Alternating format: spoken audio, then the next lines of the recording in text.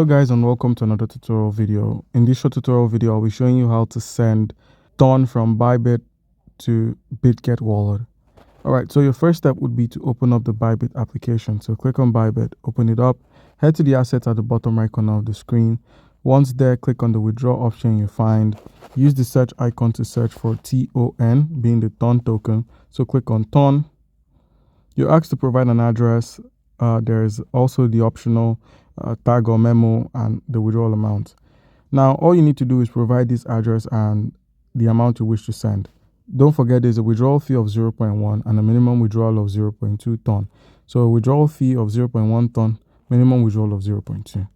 Minimize and then open up your Bitget wallet. Once it's been opened up, click on the deposit icon, click on I own digital assets. So click on receive. Use the search to search for TON. Click on the TON mainnet. Copy your address. As you can see here, there's no memo or tag. Minimize and open up Bybit. Paste the address you had copied from the Bitget wallet here.